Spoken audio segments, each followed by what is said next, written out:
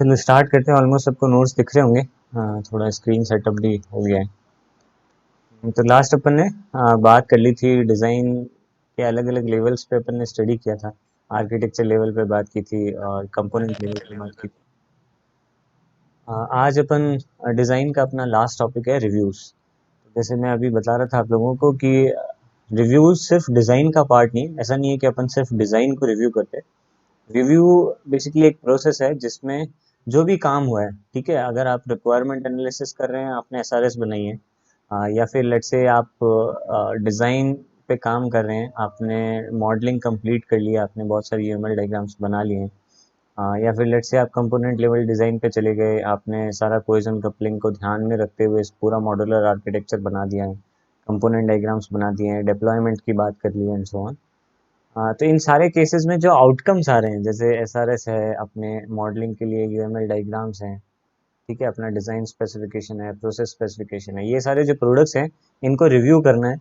और based on experience और industry standards, इन दो पैरामीटर्स पे अपन उनको इवेलुएट करते हैं और पता करते हैं कि वो कितना सही है, या अगर उसमें कोई डिफेक्ट्स हैं, उसमें कोई प्रॉब्लम्स हैं, तो उनको अपन जितना जल्दी मिटिगेट कर सकें। Basically that is our purpose of software review. ठीक है, तो सॉफ्टवेयर रिव्यूज की छोटी सी अपन डेफिनेशन एक देख लेते हैं।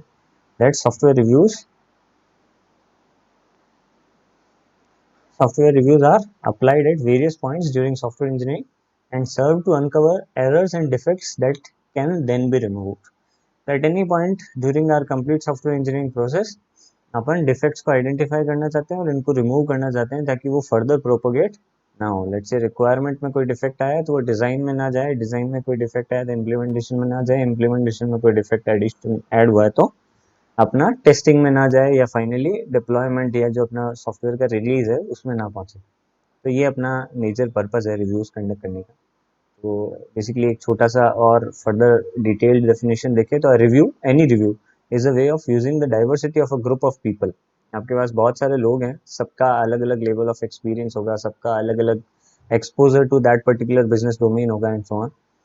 तो उन सबको यूज करना है to point out needed improvements in the product of a single person और team, to confirm those parts of a product in which improvement is either not desired or not needed, and finally third is to achieve technical work of more uniform or more predictable quality। ठीक है, basically अपन इन तीन major parameters को confirm करने के लिए, उनको ensure करने के लिए अपन रिव्यूज कंडक्ट करना चाहते हैं। ठीक है, तो बहुत बेसिक नीड है। It is very very obvious कि अपने को रिव्यूज करने चाहिए इन जनरल। एक डेवलपर जब इम्प्लीमेंटेशन फेज में कोड लिख रहा होता है तो वो भी रिव्यू करता है। वो भी लेट से आधा घंटा कोड लिखने के बाद में, या 40 मिनट, 1 घंटा कोड लिखने के बाद में अपना code probably through some test cases और थ्रू आउटपुट एवेल्युएशन रन करके चेक करता है कि जो मैंने कोड लिखा है वो ठीक है या नहीं। तो that is basically self review. Similarly अपने पास अगर बड़ी टीम है, बहुत सारे लोग हैं, तो अपन सबका एक्सपर्टाइज यूज करना चाहते हैं so that we can actually do formal reviews, और let's say reviews that have a certain objective in mind. और उसके लिए अगर अपन चाहें तो लेट्स से अपन डेडिकेटेड टीम भी हायर कर सकते हैं, या फिर जो एग्जिस्टिंग टीम है उसमें से लोगों को अपन असाइन कर सकते हैं द टास्क ऑफ रिव्यू। ठीक है, बेसिकली जब बात आएगी रिव्यू की तो जनरली जो एक छोटा सा कंसर्न सबके दिमाग में रहता है वो ये होता है कि रिव्यू क्यों करना है, और या फिर जो रिव्यू में कॉस्ट आएगी वो कॉस्ट कौन बियर करेगा। तो जस्ट उसका थोड़ा सा एक एनालिसिस अपन देखते हैं कि ये कॉस्ट किस तरह से होती है, या फिर क्या इसका फ़ायदा है या क्या नुकसान है अगर आप रिव्यू नहीं करते हैं। एक ये छोटी सी इमेज है, पहले इसको थोड़ा जूम कर देता हूँ आप लोगों को ताकि दिखे। ठीक है, ये एक छोटा सा बॉक्स दिख रहा है आपको। ये बॉक्स जस्ट आपको ये डिनोट करने की कोशिश कर रहा है। एक मिनट, ये बॉक्स यहाँ ये डिनोट कर रहा है कि लेट्स से अगर ये कोई भी एक पर्टिकुलर फेज है विद इन माई सिस्टम, तो उस फेज को डिनोट कर रहे हैं अपन कि उस पर्टिकुलर फेज में से कितनी एरर्स पास हो जाएगी विदाउट डिटेक्शन। ठीक है, उन उन पे उस पर्टिकुलर फेज में उन एरर्स पे कोई भी इम्पैक्ट नहीं आ रहा है। ठीक है, उसके अलावा कुछ एरर्स ऐसी होंगी जो उस फेज में बढ़ जाएंगी। मतलब पहले उनका इम्पैक्ट मे बी थोड़ा सा था, पर उस एक एरर की वजह से लेट से अब इस फेज के कंप्लीशन होने के बाद में दो डिफेक्ट्स हो जाएंगे, दो एरर्स हो जाएगी, तीन एरर्स हो जाएगी, चार हो जाएगी एंड सो ऑन। कुछ ऐसी एरर्स होगी जो हर फेज में एम्पलीफाई भी हो रही है। और तीसरा है कुछ एरर्स ऐसी होगी जो उस फेज में जनरेट होगी, ठीक है, वो पहले इससे पिछली फेज में नहीं थी, they were generated during that particular phase only. अभी अपन इसका एग्जांपल देखेंगे, आपको और अच्छे से समझ में आ जाएगा। और फाइनली इस बॉक्स में यहाँ अपन दिखा रहे हैं कि अपन कितनी एरर्स को डिटेक्ट कर पा रहे हैं, how many errors are detectable in that particular phase. तो जो भी अपन प्रोसेस यूज करेंगे उसके थ्रू ये डिटेक्शन एक्यूरेसी, अपनी डिटेक्शन एफिशिएंसी जो है वो डिफाइन होगी, ठीक है। और फाइनली इस मॉडल का जो आउटपुट होगा that will be basically errors pass to next step, कितनी एरर्स आप फाइनली नेक्स्ट स्टेप में भेज रहे हैं। तो जस्ट ये छोटा सा मॉडल बना रखा है टू एक्सप्लेन कि इम्पैक्ट ऑफ डिफेक्ट्स क्या हो सकता है और किस तरह से डिफेक्ट्स एम्पलीफाई होते हैं विद इन अ सिस्टम, ठीक है। तो फिर नेक्स्ट अपन ये देखते हैं, जैसे ये एक मॉडल दिया हुआ है, ये एक यूज केस दिया हुआ है जिसमें कि कोई रिव्यू कंडक्ट नहीं किए, ठीक है। तो इस केस में क्या होगा, आप जैसे सबसे पहला देखो यहाँ पे अपना सबसे पहला फेज है प्रिलिमिनरी डिजाइन, ठीक है, रिक्वायरमेंट कंप्लीट हुई है एंड वी आर अज्यूमिंग कि रिक्वायरमेंट बहुत अच्छे से बनी है and there are no errors coming from previous phase, ठीक है, there are zero errors that will pass through from previous phase, and because since there are no errors coming in, so there is no chance for amplification, so again zero errors are being amplified in this stage. But let's say 10 defects or 10 errors are introduced at this stage preliminary design, ठीक है, और अपनी जो detection efficiency है errors की वो 0% है। क्यों? क्योंकि अपन इस स्टेज पे कोई रिव्यू परफॉर्म नहीं कर रहे, जिसने जैसा बना दिया वैसा ही एक्सेप्ट कर लेते हैं, तो डिटेक्शन एफिशिएंसी होगी अपनी 0%। तो इस केस में क्या होगा, इस पूरे ब्लॉक से नंबर ऑफ एरर्स कितनी मिलेगी अपने को 10, और क्योंकि डिटेक्ट नहीं हो रही तो अपन उनको रिमूव नहीं कर रहे, तो आउटपुट में क्या जाएगी 10, ठीक है। अब वो 10 जब नेक्स्ट फेज में जाएगी डिटेल डिजाइन में, तो लेट्स से उनमें से 6 ऐसी है जो कि as it is pass through हो जाती है, उन पे डिटेल डिजाइन की वजह से कोई इम्पैक्ट नहीं आता, पर 4 ऐसी है जो कि डिटेल डिजाइन में और एम्पलीफाई हो जाती है, ठीक है। तो लेट्स से अगर एम्पलीफिकेशन फैक्टर जो है वो 1.5 है, तो इस केस में पीछे से 4 डिफेक्ट्स आए थे और डिटेल डिजाइन में वो बढ़ के 6 हो गए। अच्छा, ये बढ़ कैसे सकते हैं, आपको ऑब्वियसली बात पता है, लेट्स से अगर अपन ने बहुत पहले भी कई बार ऐसे एग्जांपल देखे हैं, लेट्स से जैसे अपन ने एक छोटा सा एग्जांपल देखा था एक डैशबोर्ड का, कि लेट्स से यूजर ने आपको बोला है कि एक डैशबोर्ड बनाना है, उसमें 4 अलग अलग अपने को मॉड्यूल्स का आउटपुट डिस्प्ले करना था, पर बिकॉज क्योंकि उसका फ्लो प्रॉपरली डिफाइंड नहीं था, तो क्या हुआ कि rather than showing them all at the same time in a grid like structure, developer ने क्या किया, उसको डिटेल डिजाइन में लेट्स से ही modelled it as a tabbed और let's say alternate view kind of a situation, जब चारों में से कोई एक ही दिखेगा। तो बेस्ड ऑन कि पिछले में कोई एरर रही, पिछले के स्पेसिफिकेशन में, पिछले स्टेप की मॉडलिंग में कोई एरर रही, वो नेक्स्ट स्टेप में और ज़्यादा बढ़ सकती है, तो इसलिए अपन कुछ एम्पलीफिकेशन फैक्टर कंसीडर करते हैं। तो सारी डिफेक्ट्स नहीं बढ़ते हैं, but some of them will eventually be definitely be impacted by the next step, ठीक है। तो इस केस में अपन मान रहे हैं कि 10 अपने को इनपुट में आई थी, पर लेट से उसमें से 6 तो as it is pass through हो जाएगी, 4 एम्पलीफाई होगी, तो यानी 4 इंटू एम्पलीफिकेशन फैक्टर 1.5 लिया हुआ है, तो ये हो जाएगी अपनी 6, ठीक है। और लेट से इस फेज में क्या हुआ, 25 नई एरर्स अपन ने इंट्रोड्यूस कर दिया है, ठीक है। अगेन रिव्यूज कंडक्ट नहीं कर रहे हैं, तो क्या होगा, अपना डिटेक्शन एफिशिएंसी 0%। तो अब टोटल एरर्स यहाँ से अगर अपन कैलकुलेट करें तो 6 प्लस 6 12, 12 प्लस 25 37, तो टोटल 37 एरर्स अपन ने आउटपुट की from our detail design phase. फिर अगर ये कोड या यूनिट टेस्टिंग फेज में जाती है, तो लेट्स से 37 में से 10 ऐसी है जो कि as it is pass through करती है, उन पे कोई इम्पैक्ट नहीं आता, पर 27 ऐसी है जिन पे इम्पैक्ट आता है, और now because it is being implemented, तो एम्पलीफिकेशन फैक्टर भी थोड़ा ज्यादा होगा, तो लेट्स से 27 इंटू 3 मान लिया अपन ने कि let's say amplification factor becomes 3, although there are research papers to support these figures, ठीक है। ये ऐसा नहीं है कि अपन ने मन मर्जी से डाल दी है 1.5 3 जैसे जो ले लो, ऐसा नहीं है। People have done researches on several projects, और उन्होंने फिर उस रिसर्च से अप्रोक्सीमेट किया है कि ये फिगर्स क्या होते हैं, तो लेट्स से उन्होंने एग्जांपल दिया कि 1.5 और 3 हो सकते हैं for a given set of projects. अब जरूरी नहीं है कि हमेशा ट्रू भी हो। तो इस पर्टिकुलर केस में क्या हो रहा है, 10 एरर्स पास थ्रू हो जाएंगी, 27 एम्पलीफाई होगी, और 25 नई इंट्रोड्यूस हो रही है, ठीक है। तो इस केस में अपनी टोटल नंबर ऑफ एरर्स कितनी होगी, 10 प्लस 81 91, 91 और 25 हो गई 96, और 116, ठीक है। तो 116 एरर्स होगी, पर अपनी डिटेक्शन एक्यूरेसी इस केस में क्या है, 20% है, क्योंकि जब कोड लिखते हैं तब अपन अपने कोड को रिव्यू जरूर करते हैं, तो उसमें कई सारी इनकंसिस्टेंसीज, कई सारे क्लैरिफिकेशंस होते ही होते हैं। तो लेट्स से मान के चलते हैं without any formal review also we will be able to detect at least 20% of the defects. तो उस केस में जो आउटपुट नंबर ऑफ डिफेक्ट्स आ रहे हैं वो कितने आ रहे हैं अपने, 94, ठीक है। तो अब अपन जब कोडिंग कंप्लीट हो गई तो अब इंटीग्रेशन के लिए भेज देंगे सारे मॉड्यूल्स को। अब लेट्स से इंटीग्रेशन में अपन मान के चले पीछे से 94 आया, अब इंटीग्रेशन टेस्टिंग हो रही है। अपन मान के चल रहे हैं इंटीग्रेशन भी हो गया, इंटीग्रेशन में कोई नई जो है अपनी प्रॉब्लम्स जो है, नए डिफेक्ट्स जो है वो इंट्रोड्यूस नहीं हुए।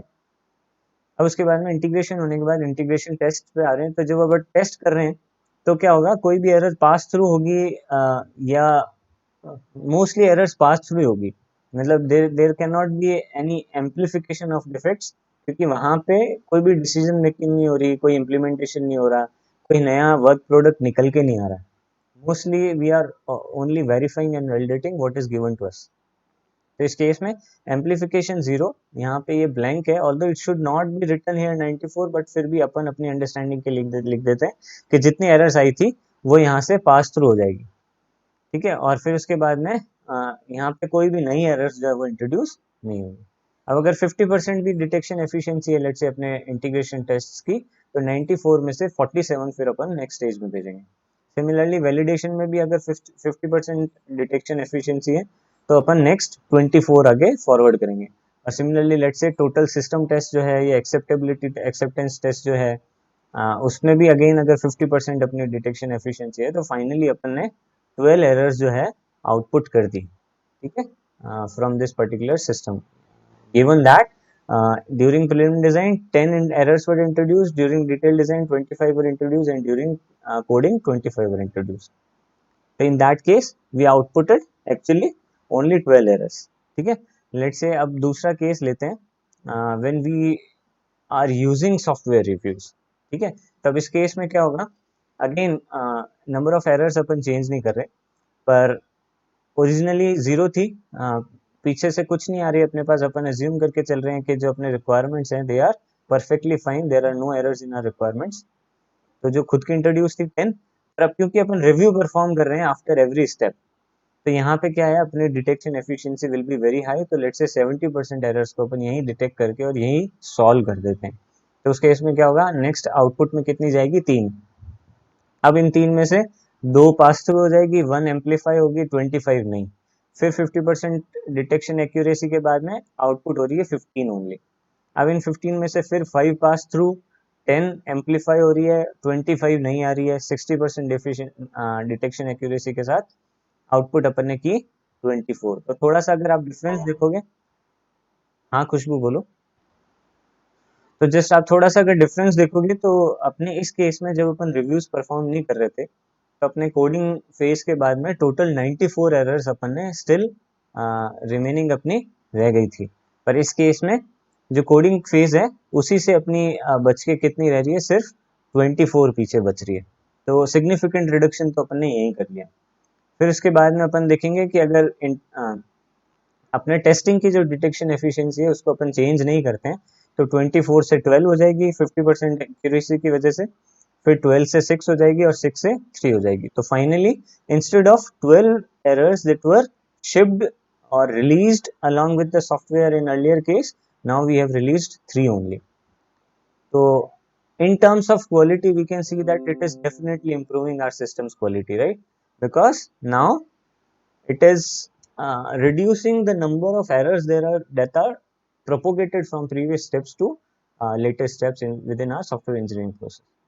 पर फिर देन एक छोटा सा जो जनरली इसको लेके कॉन्फ्लिक्ट रहता है, या यूं कहें कि इसको लेके एक रिजर्वेशन रहता है मैनेजर्स के ध्यान में, वो होता है कि रिव्यूज में जो टाइम जाएगा, जो एफर्ट जाएगा, या मैन पावर वेस्ट होगा, या जो कॉस्ट इनकर होगी, उसकी कोई बात नहीं कर रहा है। मतलब रिव्यू पहले तो हम क्या कर रहे थे, कहीं पे रिव्यू कर ही नहीं रहे थे, पर अब आप कह रहे हो कि यहाँ पे भी रिव्यू करो, वो भी 70% एफिशिएंसी के साथ, यहाँ पे रिव्यू करो 50% एफिशिएंसी के साथ, यहाँ रिव्यू करो 60% एफिशिएंसी के साथ।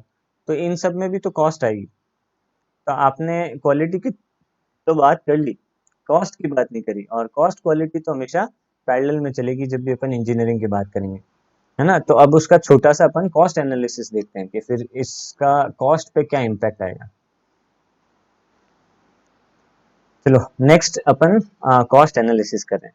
तो इस कॉस्ट एनालिसिस के लिए जस्ट अपन एक अजम्पशन मान के चल रहे हैं कि लेट्स से जब भी कोई डिफेक्ट अपने को मिलती है, तो डिपेंडिंग अपॉन कि वो डिफेक्ट कितनी जल्दी मिल रही है within our software engineering process, जो उस डिफेक्ट को रिमूव करने के लिए या उस डिफेक्ट को आइडेंटिफाई करने के लिए जो कॉस्ट आनी है वो अलग अलग होगी। तो आप लोग इससे अग्री करते हैं कि लेट्स से जब अपन रिक्वायरमेंट पे कोई डिफेक्ट अपने को पता चल जाए, तो इसको रिमूव करने के लिए क्या है, अपन कस्टमर से कम्युनिकेट तो कर ही रहे हैं, जस्ट हो सकता है कि एक फोन कॉल और करना पड़े कि अच्छा ठीक है ये ऐसा ऐसा है, ये हमको डाउटफुल लग रहा है, इसकी जगह ऐसा होना चाहिए, तो हाँ या ना हो जाएगी, वो डिफेक्ट वहीं रिमूव हो जाएगी। फिर जब आप प्रिलिमिनरी डिजाइन कर रहे हैं तो जनरली क्या होगा, आपने क्लास डायग्राम बनाया हुआ है, उसमें कोई एक मेंबर वेरिएबल का डेटा टाइप गलत होगा या किसी पर्टिकुलर फंक्शन का प्रोटोटाइप आपने सही नहीं बनाया होगा, तो उसको ठीक करना फिर भी रिलेटिवली इजी है। पर जब एक्चुअल में कोड लिख दिया जाएगा, जब आपके पास लेट से 100-200 फाइल्स ऑफ कोड है और लेट से कुछ 50,000-60,000 लाइन्स ऑफ कोड है, तो उसको रिव्यू करना और उसमें से एरर निकालना ऑब्वियसली और ज़्यादा डिफिकल्ट होगा। तो basically this is our assumption कि आप सॉफ्टवेयर इंजीनियरिंग प्रोसेस में जितनी जल्दी एरर को डिटेक्ट करेंगे, उसको रिमूव करने के लिए जो कॉस्ट इनकर होने वाली है वो भी उतनी कम होगी। So I think most of you will agree on this. और in fact there was a research paper जिन्होंने इस तरह के सॉफ्टवेयर इंजीनियरिंग प्रोजेक्ट्स को स्टडी किया और उसमें से ये कुछ फिगर्स निकाले, although they are not relevant for all software projects, but जो सॉफ्टवेयर प्रोजेक्ट्स उन्होंने स्टडी किए थे उनसे उनको ये फिगर मिले that if you remove an error during design phase, ठीक है, तो generally the cost incurred would be 1.5x। So now this x could be anything. ये एक्स आपके कॉस्ट फैक्टर्स पे डिपेंड करता है कि आपके उस प्रोजेक्ट की कॉस्ट क्या है, कितने लोग इन्वॉल्व हैं, जो लोग इन्वॉल्व हैं उनका एक्सपीरियंस लेवल क्या है, उनका सैलरी पैकेज क्या है, या लेट्स से कस्टमर के साथ जो कॉन्ट्रैक्ट हुआ है उसकी डील्स किस तरह की है, एंड सो ऑन। तो बहुत सारे फैक्टर्स पे ये एक्स डिपेंड करता है। पर अपन मान के चल रहे हैं कि इन एनी केस ये एक्स कुछ भी हो, जो जो कॉस्ट अपने को इनकर हो रही है लेट्स से पर पर्सन मंथ या पर आवर जो कॉस्ट इनकर हो रही है, वो एक्स कुछ भी हो सकता है। पर अगर कोई एरर आपको डिजाइन फेज में पता चल जाती है तो that will be a factor of 1.5, ठीक है। सिमिलरली अगर टेस्ट होने से पहले यानी कोडिंग करते ही आपको कोडिंग के ड्यूरेशन में अगर आपको वो एरर पता चल जाती है, वो डिफेक्ट पता चल जाता है, तो फैक्टर होगा 6.5। ड्यूरिंग टेस्ट पता चलती है और आप उसको रिमूव करते हैं तो फैक्टर होगा 15। और अगर रिलीज होने के बाद में सप्लाई आप कर चुके हो उसके बाद में अगर होगा, तो there is a very good case that it could reach up to 67x, ठीक है। तो जस्ट ये रफ फिगर्स है, आप इसकी जगह कोई और नंबर्स भी ले सकते हैं, डिपेंड नहीं करता, मतलब ज्यादा कुछ डिपेंड नहीं करता। पर प्राइमरीली अपन बस ये रिफ्लेक्ट करना चाहते हैं कि जो डिफेक्ट है उसको आप अलग अलग फेज में रिमूव करोगे तो उससे जो कॉस्ट आने वाली है वो कॉस्ट भी अलग अलग आएगी, ठीक है। तो अब गिवन दीज assumptions, अगर अपन इन दोनों मॉडल्स को स्टडी करें, जो अपन ना विदाउट रिव्यू वाला मॉडल था और विद रिव्यू वाला मॉडल था, तो जो कॉस्ट आ रही है उन डिफेक्ट्स के रिमूवल में वो विदाउट रिव्यू के केस में आ रही है 2177x और विद रिव्यूज के केस में आ रही है 783x। अच्छा ये फिगर्स कहाँ से आए हैं, जस्ट मैं आपको एक छोटा सा एग्जांपल बता देता हूँ। लेट्स से विदाउट रिव्यू के केस में क्या था, आप आप एरर्स कहाँ रिमूव कर रहे हैं, देखो यहाँ पे कोई एरर रिमूव कर रहे हैं, जब डिटेक्ट ही नहीं हो रही तो कहाँ रिमूव करोगे। फिर यहाँ पे भी डिटेक्ट नहीं हुई तो कोई रिमूवल नहीं हो रहा। फिर यहाँ डिटेक्ट हुई तो लेट्स से 20% एरर्स अपनी डिटेक्ट हुई थी, 116 में से 20% आप निकालोगे, लगभग 23 एरर्स के आसपास, 22-23 एरर्स के आसपास आ रहा है ना। तो लेट्स से अगर 22 एरर्स आप रिमूव कर रहे हो कोडिंग के टाइम पे यानी कि बिफोर टेस्ट, तो आपका रेशियो कितना था 6.5, तो मैंने यहाँ लिख दिया 22 इंटू 6.5, ठीक है। फिर नेक्स्ट अपना इंटीग्रेशन टेस्ट के टाइम पे 50% डिटेक्शन एफिशिएंसी थी, अपन ने 47 एरर्स डिटेक्ट कर ली। अब इन 47 एरर्स को ठीक करने के लिए कितना एफर्ट जाएगा, 47 इंटू 15, क्योंकि ड्यूरिंग टेस्ट अपना कितना है मल्टीप्लीकेशन फैक्टर 15 है। सिमिलरली यहाँ पे 24 हो रही है तो 24 इंटू 15, यहाँ पे 12 हो रही है, 12 इंटू 15, जितनी एरर्स डिटेक्ट होगी उतनी अपन सही करेंगे, है ना। तो जो डिटेक्शन का जो नंबर है उसको अपन इस मल्टीप्लिकेशन फैक्टर से डिनोट कर रहे हैं, ठीक है। और फिर लास्ट में ये जो 12 बच जाएगी जो शिप हो चुकी है, जो कि अपन रिलीज कर चुके हैं, वो ऐसा तो है नहीं कि रिलीज कर दी भूल जाओ। हो सकता है थोड़े टाइम बाद में वो एरर पता चलेगी, कस्टमर सपोर्ट के थ्रू एरर आएगी, मार्केटिंग वाले आपके पास वो एरर लेकर आएंगे। तो क्या होगा, ये 12 भी आपको इवेंचुअली सॉल्व करनी पड़ेगी, और इनका जो मल्टीप्लिकेशन फैक्टर होगा वो होगा 67 इन दिस केस। तो अगर इन सबको सम करेंगे तो लगभग अपना 2100 के आसपास कोई नंबर आएगा, जो कि नंबर नीचे दिया हुआ था, ठीक है। सिमिलरली अपन विद रिव्यू वाले केस में भी कैलकुलेट कर सकते हैं। इसमें बस डिफरेंस क्या होगा, अपने डिजाइन फेज से ही डिटेक्शन स्टार्ट हो जाएगा, तो यहीं से अपना जो सॉफ्टवेयर का डिफेक्ट्स का रिमूवल है वो यहीं से स्टार्ट हो जाएगा। तो जनरली इसलिए कॉस्ट रिड्यूस हो जाएगा। जैसे फॉर एग्जांपल इस केस में 10 में से 7 ऑलरेडी पहले रिमूव कर चुके हैं, तो ड्यूरिंग डिजाइन रिमूव होगी तो उनका मल्टीप्लिकेशन फैक्टर सिर्फ 1.5 था, ठीक है। यहाँ पे कितना हो जाएगा, ये अभी इस केस में कितनी बची, 2 और 1.5, 3.5 और लगभग 28.5, और उसमें से आधी अपन ने रिमूव कर दी, लेट से लगभग 14 के आसपास रिमूव कर दी।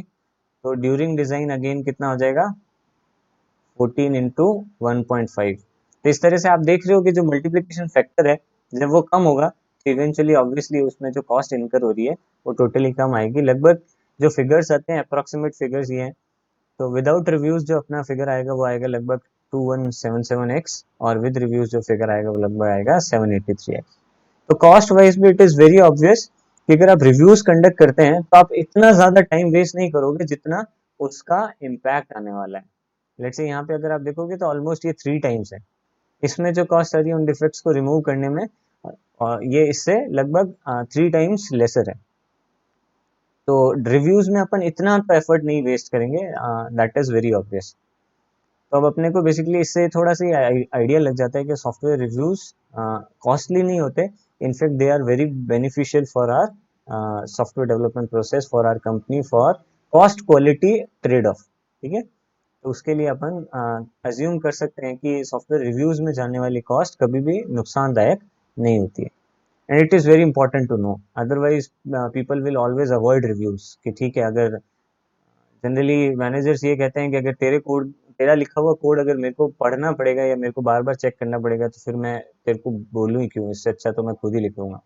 So that is generally a term which is used mostly, but that is when you do not know the importance of reviews. जब आपको रिव्यूज की इंपॉर्टेंस पता होगी तो आप इस तरह के स्टेटमेंट्स जनरली यूज नहीं करेंगे, ठीक है। नेक्स्ट ये एक छोटा सा कर्व देखते हैं। ये कर्व क्या बता रहा है, it is curve plotted between amount of effort spent into removing the defects and amount of efforts over the time, ठीक है, ओवर द टाइम। तो जैसे इनिशियल प्लानिंग फेज में एफर्ट बहुत कम होंगे, फिर रिक्वायरमेंट फेज में थोड़े कम होंगे, इवेंचुअली बढ़ेंगे, दोनों ही केस में बढ़ेंगे। पर विद इंस्पेक्शन यानी कि विद रिव्यू क्या होगा, ये जो कर्व है ये ज्यादा ऊपर नहीं जाएगा, ज्यादा स्टीप नहीं होगा, ठीक है। It will be almost a flat curve. क्यों, क्योंकि इस केस में एरर्स जो हैं वो आपको जल्दी पता चल रही है। तो क्या होगा, लेट्स से रिक्वायरमेंट फेज में आप देखोगे तो आपको ज्यादा करेक्शंस करने पड़ेंगे, तो यहाँ पे विद रिव्यू वाला कर्व थोड़ा ऊपर है। सिमिलरली डिजाइन फेज में देखोगे तो थोड़े और ज्यादा करने पड़ रहे हैं, पर इवेंचुअली ये जो है हाइट जो ओवरऑल इस कर्व की है वो बहुत ज्यादा नहीं जाएगी। और इन जनरल अगर अपन इसका स्टैटिस्टिकल एनालिसिस करें तो ये जो एरिया है, ये जो इस कर्व के नीचे ये जो एरिया बन रहा है, बेसिकली ये अपने को दे रहा है somewhat an idea of how much cost we will incur in correcting all those defects, ठीक है। तो ये जो एरिया है जो इस कर्व के नीचे बन रहा है, और इसके विपरीत ये जो दूसरा एरिया है जो इस पिंक वाले कर्व के नीचे बन रहा है, हमेशा पिंक वाले कर्व का एरिया जो होगा वो अपने ब्लैक वाले कर्व के एरिया से कम होगा, ठीक है। तो that curve again also supports our statement कि the more earlier we find errors within our software, in our software design, it is better for overall cost quality trade off for our business, for our software engineering process and so on, ठीक है। तो it should be very very obvious now कि अपन software reviews क्यों conduct करते हैं। किसी को कोई डाउट है अभी तक जो अपन डिस्कस किया? बहुत फेयरली इजी है, सिर्फ दो ही चीज़ों की बात की अपन ने कि रिव्यू क्या है, क्यों करने चाहिए, और अ, वो कॉस्टली नहीं होते हैं। अगर अपन overall cost quality trade off देखें तो they are very useful for us. ठीक है, चलो नेक्स्ट अपन कुछ पॉइंट्स कंसिडर करते हैं विद रिस्पेक्ट टू रिव्यूज। इनमें से कुछ पॉइंट्स अपन बाद में वापस भी देखेंगे जब अपन गाइडलाइंस की बात करेंगे, रिव्यू गाइडलाइंस की। ठीक है, तो सबसे पहला पॉइंट है, finding defects in your own work is difficult because of creative resistance. तो जनरली लोग बोलते हैं कि रिव्यू, फॉर्मल रिव्यूज की कहाँ जरूरत है, या रिव्यू टीम्स की कहाँ जरूरत है, या रिव्यूज आर कॉस्टली प्रोसीजर्स, तो why couldn't someone review his own work. तो जनरली क्या होता है, we are blind towards our own faults, generally it happens. ठीक है, अपने को अपनी खुद की प्रॉब्लम्स दिखती नहीं है। ठीक है, it happens more often than not.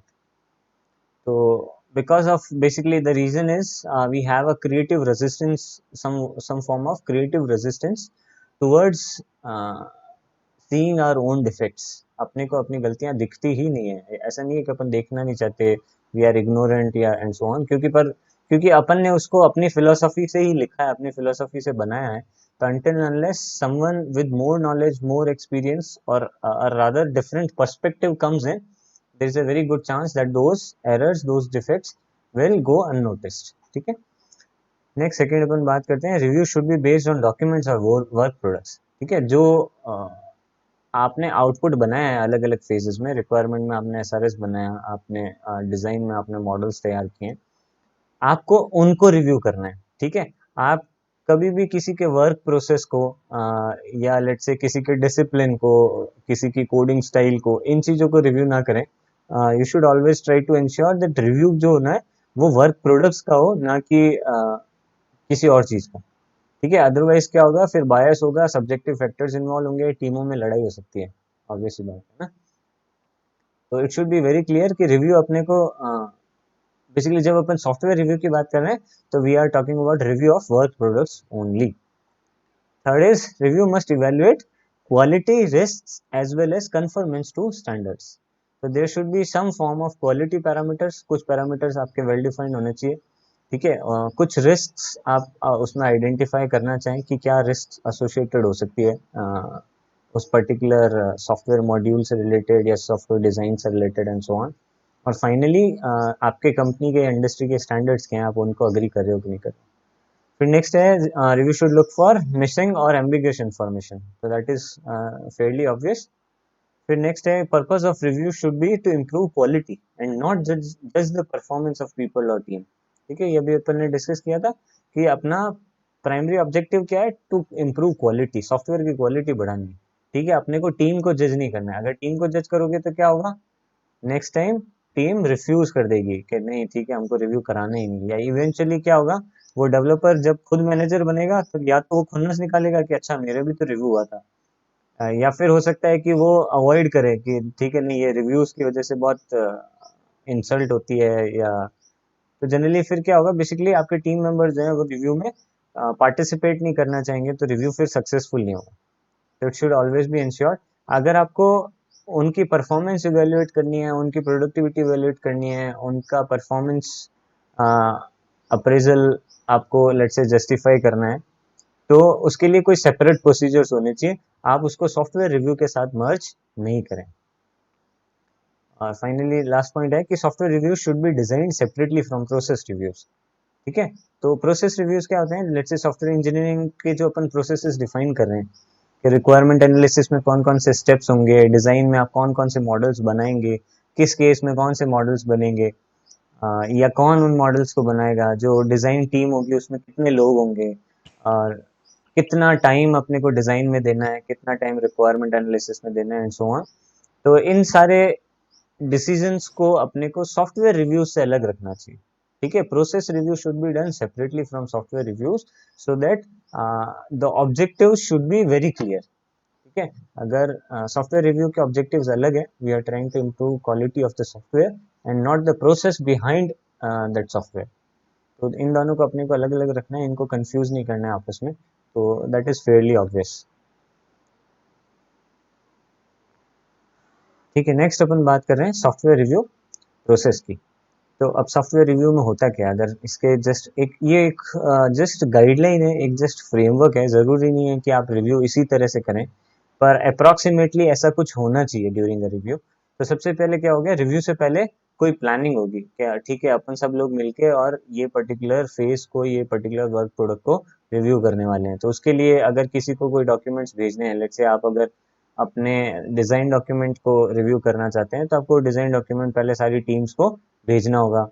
आपको लेट्स से कोई एक स्टैंडर्ड चूज करना होगा कि भाई इस स्टैंडर्ड के बेसिस पे अपन इवेलुएट करेंगे, या आपको कुछ पर्टिकुलर क्वालिटी स्टैंडर्ड्स चूज करने होंगे, लेट्स से इतना degree of quality upon ensure करना चाहते हैं, तो एंड सो ऑन। तो बेसिकली इस तरह से कुछ प्लानिंग अपने करनी होती है और ग्रुप प्रिपरेशन करना है, ग्रुप बनाना है कि कौन रिव्यूज में पार्टिसिपेट करेगा एंड सो ऑन। फिर उसके बाद में क्या होगा, इंडिविजुअल प्रिपरेशन होगी, सब लोग अपने अपने लेवल पे कुछ रिव्यूज कंडक्ट करेंगे, कुछ एनालिसिस करेंगे। फिर उसके बाद में एक रिव्यू मीटिंग होगी जहाँ पे ये सब डिस्कस होगा, और रिव्यू मीटिंग में क्या होगा, कुछ कंसेंसस आएगा, कुछ चीजें अग्री करेंगे कि इनको ठीक करना है, कुछ चीजें इंप्रूव की जाएगी और कुछ चीजें इग्नोर की जाएगी कि ठीक है ये जैसी है वैसी सही है, इसमें चेंज की जरूरत नहीं है। तो क्या होगा फिर, बेस्ड ऑन दैट अपन या तो एरर करेक्शन करेंगे या इम्प्रूवमेंट करेंगे और उसके बाद में फॉलो अप करेंगे। तो ये जनरली क्या हो गई अपना, ये प्री रिव्यू होगी, इसमें गलत लिखा हुआ है, ये हो गई अपनी प्री रिव्यू एक्टिविटीज, और ये हो गई अपनी पोस्ट रिव्यू एक्टिविटीज, और ये रिव्यू मीटिंग मेन इवेंट हो गया ड्यूरिंग आवर रिव्यू प्रोसेस। ठीक है, नेक्स्ट अपन बात करते हैं टीम की। तो सॉफ्टवेयर रिव्यू टीम कैसी होनी चाहिए, सॉफ्टवेयर रिव्यू टीम में कौन कौन होने चाहिए। तो एक ये छोटा सा नोट है, अगेन मेरे को अच्छा लगा तो मैंने यहाँ इंक्लूड कर लिया, मैं आपको पढ़ के सुना देता हूँ। When program inspection was first established in IBM, that was way back as 76 and 86, there were a number of formal roles defined for members of the inspection team. These included moderators, code readers and scribe. ठीक है, तीन roles इन्होंने नाम दिए, ये तीन लोग तो होंगे ही होंगे। Other users of inspections have modified these roles, but it is generally accepted that an inspection should involve the code author, an inspector, and a scribe, and should be chaired by a moderator. तो basically almost कम से कम तीन चार लोग तो होने ही होने चाहिए। ठीक है, तो ये IBM का जस्ट इन्होंने एक छोटा सा केस बताया कि वो लोग किस तरह से रिव्यूज कंडक्ट करते हैं या करते थे। उसके अलावा लेट से अगर अपन सारे रोल्स की बात करें तो प्राइमरीली 5 रोल्स इन्वॉल्व हो सकते हैं किसी रिव्यू प्रोसेस में। सबसे पहला मॉडरेटर, अपन बार बार डिस्कस करते जा रहे हैं कि मॉडरेटर की सिग्निफिकेंस क्या होती है। Moderator will always be required whenever you have different people with different philosophies or different objectives involved anywhere। तो चाहे वो कस्टमर से बात करनी थी, चाहे वो डिज़ाइन करना है अपने को, या फिर जब इस केस में जैसे अपने को रिव्यू करना है, तो अगेन लोगों के जो अंडरस्टैंडिंग लेवल है, जो उन लोगों की फिलोसफीज है, उनके ऑब्जेक्टिव्स हैं, वो अलग अलग हो सकते हैं। तो हमेशा एक मॉडरेटर अपने को चाहिए ही चाहिए, तो इंश्योर कि टाइम वेस्ट ना हो जाए, अपन एक पर्टिकुलर पॉजिटिव फ्लो में काम कर सकें। जनरली मॉडरेटर अपने प्रोजेक्ट मैनेजर हो सकता है या कोई सीनियर मैनेजर हो सकता है from within our company itself. फिर सेकंड है ऑथर्स, वो आदमी जिसने वो पर्टिकुलर वर्क प्रोडक्ट बनाया है। तो जैसे अगर डिजाइन डॉक्यूमेंट है तो किस किस ने मिलके वो डिजाइन कंप्लीट किया है, वो सारे अपने ऑथर्स हो जाएंगे। तो basically authors will be there to participate in the review process, understand the defects कि वो डिफेक्ट्स क्यों आ रहे हैं या whether why they are being considered as defects. और अगर लेट्स से अगर कोई डाउट है, कोई एम्बिग्विटी है between the reviewers and authors, तो उसको क्लैरिफाई करना है। और फाइनली फिर बाद में बेस्ड ऑन दैट डिस्कशन उन डिफेक्ट्स को रिमूव करना है या सॉफ्टवेयर को इम्प्रूव करना है। ठीक है, इसलिए अपन ऑथर्स को इंक्लूड करते हैं। फिर थर्ड हो सकता है scribe. Scribe will be a person who will be basically doing the recording activities. He will record all the defects and suggestions that are discussed during the review meeting। तो ऐसे समझ लो कि ये बंदा नोट्स लेने वाला बंदा है। ठीक है, जनरली जैसे जब कोई मीटिंग वीटिंग होती है तो एक या दो जनों को अपन रिस्पॉन्सिबिलिटी देते हैं कि आप इस मीटिंग के मिनट्स बनाएंगे। ठीक है, तो scribe is that person.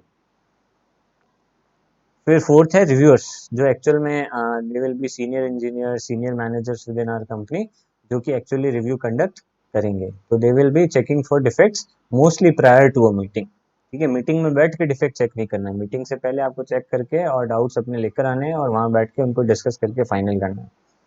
And they also provide references and recommendations with respect to identified defects. ठीक है, तो वो रेफरेंसेस इसके भी हो सकते हैं कि why they are considering as a defect.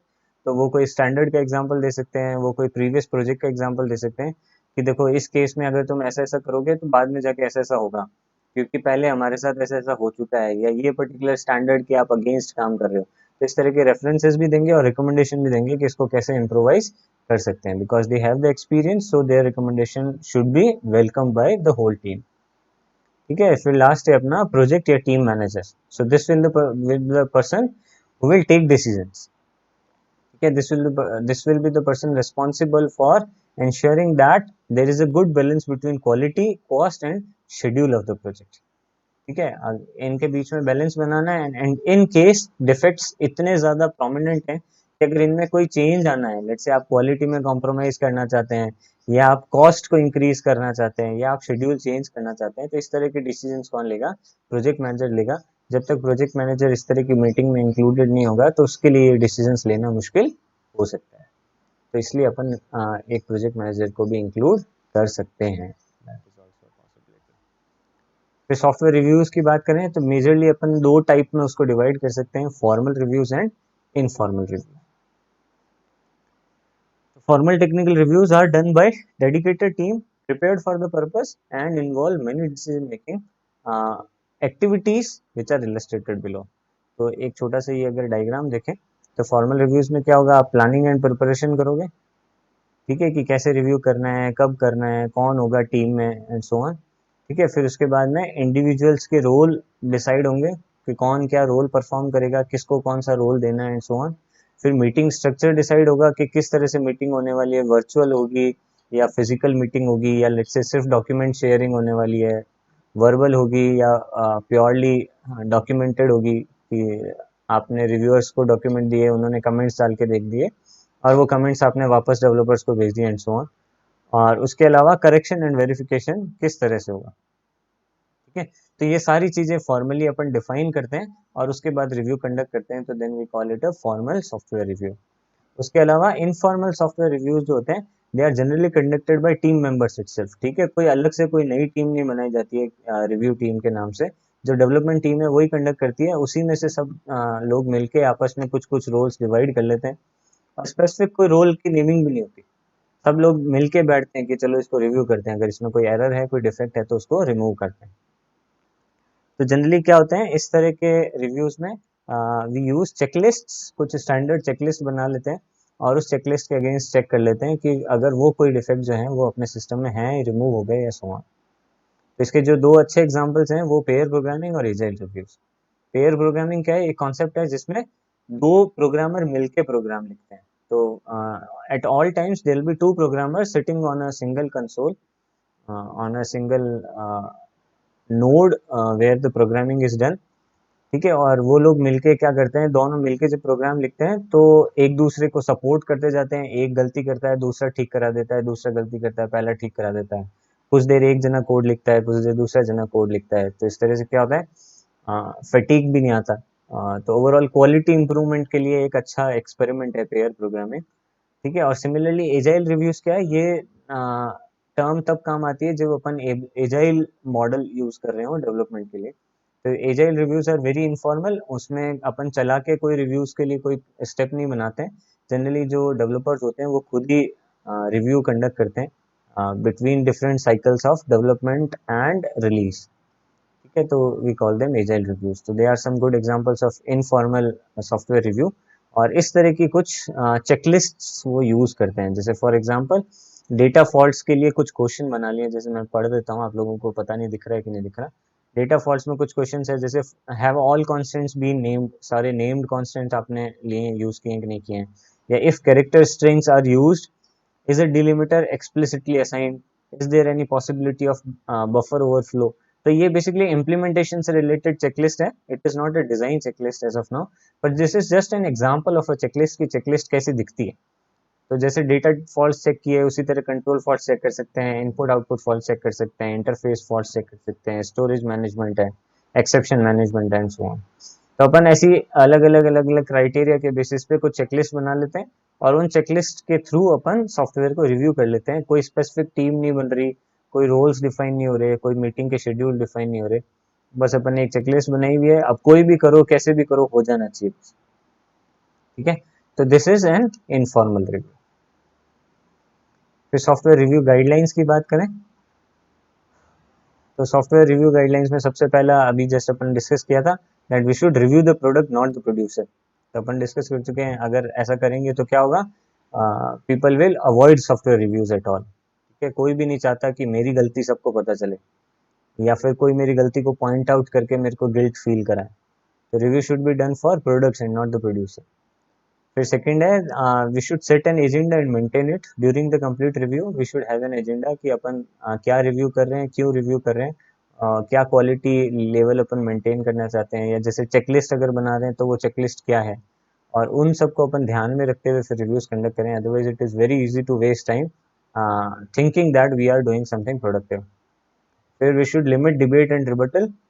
Rebuttal is mainly accusations. ठीक है, तो आपको डिबेट्स अवॉइड करनी है और एक्यूजिशन से अवॉइड करने हैं। कोई ये कहे कि नहीं तू मेरे कोड में बहुत गलतियां निकालता है, मेरा भी नंबर आएगा, तो इस तरह के अपने को चीज़ों को अवॉइड करना है जितना ज़्यादा हो सके, डिबेट्स को अपने को अवॉइड करना है। फिर उसके बाद में we should initiate problem areas but don't attempt to solve every problem noted.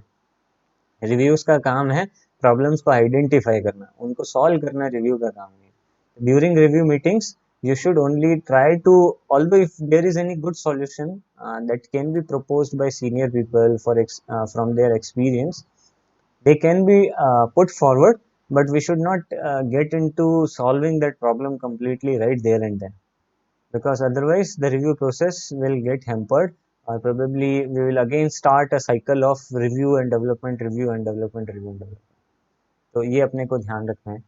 फिर we should take written notes, otherwise कुछ टाइम बाद अपन चीज़ें भूल जाएंगे। तो जो स्क्राइब था उसको इसीलिए रखते हैं, his role is very important in software reviews. फिर उसके बाद में we should limit the number of participants and insist upon advance preparation. तो ठीक है, एक अकेला जना रिव्यू नहीं कर सकता, पर इसका मतलब ये भी नहीं है कि आप 50 जनों को इंक्लूड कर लो रिव्यू में, क्योंकि फिर तो रिव्यू चलता ही रहेगा। कोई चीज़ किसी को पसंद आएगी, कोई चीज़ किसी को पसंद नहीं आएगी एंड सो ऑन। और everybody should be prepared first hand. सीधा मीटिंग में आने के बाद ही अगर आप सारी चीज़ें डिस्कस करोगे तो हो सकता है कि फिर अपने को नेक्स्ट मीटिंग और करनी पड़े उस रिव्यू को फाइनलाइज करने के लिए। तो we should expect that everybody is prepared before the meeting itself. Next है we should develop a checklist for each product that is likely to be review. तो ये तो वेरी ऑब्वियस है कि आप किन पैरामीटर्स के बेसिस पे रिव्यू कर रहे हो। अगर चेकलिस्ट होगी तो chances for missing out something will be reduced. We should use checklist. फिर है कि we should allocate resources and schedule time for FTRs. Resources allocate करने का मतलब है कि कौन कौन लोग रिव्यू करने वाले हैं उनको स्पेयर करना, किस रूम में मीटिंग होगी उनको स्पेयर करना, जो डॉक्यूमेंट्स आपको शेयर करने पड़ेंगे वो सारे डॉक्यूमेंट्स की बात हो रही है। उसके अलावा टाइम आपको शेड्यूल करना है ताकि फिक्स शेड्यूल के हिसाब से वो रिव्यूज़ कंडक्ट किए जा सकें। लेट्स से इतनी तारीख को रिव्यू होगा, या वीकली रिव्यू होगा, या let's say after every release review होगा। तो इस तरह के कुछ शेड्यूल पहले प्री फाइनलाइज्ड होने चाहिए। Next is we should conduct meaningful training for all reviewers. बार बार अलग अलग इंस्टेंसेस पे क्या होना चाहिए, रिव्यूअर्स की ट्रेनिंग होती रहनी चाहिए कि रिव्यू क्या होता है, कैसे करना होता है, किन चीज़ों का ध्यान रखना होता है। तो मे बी जो सीनियर रिव्यूअर्स हैं वो गाइडलाइन बना सकते हैं जूनियर रिव्यूअर्स के लिए, या लेट्स से अपन उनको जो जिनको अभी तक रिव्यूज कंडक्ट करने का एक्सपीरियंस नहीं है but they have had enough of their experience in the industry और द बिजनेस, तो उनको अपन स्पेसिफिक ट्रेनिंग पॉइंट्स बता सकते हैं, एक्सपीरियंस शेयरिंग कर सकते हैं कि आपको किस तरह से रिव्यूज कंडक्ट करने चाहिए, या रिव्यूज को लेके किस तरह से आपको वापस रिस्पॉन्ड करना चाहिए। रिव्यूज में जो प्रॉब्लम्स बताएंगे आपको मना नहीं करना है कि नहीं नहीं मैं मेरी तो ये गलती है ही नहीं, कहाँ से आ गई। तो इस तरह की ट्रेनिंग भी कर सकते हैं for handling the output of reviews. और finally we should also review our early reviews, यानी अपना जो रिव्यू प्रोसेस है, जिन पैरामीटर्स के बेसिस पे अपन रिव्यू कर रहे हैं, जो अपनी चेकलिस्ट हैं, उनको भी अपने को टाइम टाइम पे रिव्यू करते रहना चाहिए, otherwise our review process will become obsolete. ठीक है, तो ये कुछ गाइडलाइंस है एसोसिएटेड विद सॉफ्टवेयर रिव्यूज कि क्या करना चाहिए, क्या नहीं करना चाहिए, कैसे करना चाहिए। Ultimately it is not very technical in terms of guidelines की कुछ टेक्निकलिटी आपको प्रोवाइड नहीं कर रहा कि एक्चुअल में कैसे करना है, because that is something that you will learn with experience itself only, and you will not be expected to do reviews during your initial years of let's say employment or initial years of joining the industry, but after some time you will learn things about how development should be done, what problems do appear when dealing with clients, what problems do appear when you try to ship or release a particular version of a product and so on. तो उस case में जैसे जैसे problems आती है, जैसे जैसे over the experience आप चीज़ें सीखते हैं, तो और पर्टिकुलर अलग अलग प्रॉब्लम डोमेन के लिए भी अलग अलग टेक्निकलिटीज हो सकती है। ई कॉमर्स से एसोसिएटेड जो प्रॉब्लम्स होगी, उससे रिलेटेड जो रिव्यूज होंगे वो अलग होंगे बजाय कि किसी एम्बेडेड सिस्टम से रिलेटेड प्रोजेक्ट के। तो आप किस तरह के प्रोजेक्ट में काम कर रहे हैं, किस तरह का प्लेटफॉर्म है, कंपनी का कल्चर कैसा है, किस तरह का क्लाइंट बेस है, उसके बेसिस पे टेक्निकल डिटेल्स डिसाइड होती है। तो इसलिए वो जनरली अपन उनको जनरलाइज नहीं करते। Basically we try to keep them open and to be decided by the industries themselves or the review team themselves कि आप किस तरह से उसको कंडक्ट करोगे। But there are just some guidelines, और इम्पोर्टेंस की बात कर रहे हैं कि रिव्यू ज़रूरी क्यों है और किन किन चीज़ों का ध्यान रखें, तो that will be common between all types of reviews, whether you may be a service company or a product company or so on, it could be anyone। पर ये चीज़ों का बेसिक ये कुछ पॉइंट्स है जिनका सबको ध्यान रखना चाहिए। ठीक है, तो इसके साथ अपना ये टॉपिक कंप्लीट हो जाता है सॉफ्टवेयर रिव्यूज़, और इसी के साथ अपना डिज़ाइन वाला जो पार्ट है, आर्किटेक्चर एंड डिज़ाइन वाला, वो भी कंप्लीट हो जाता है।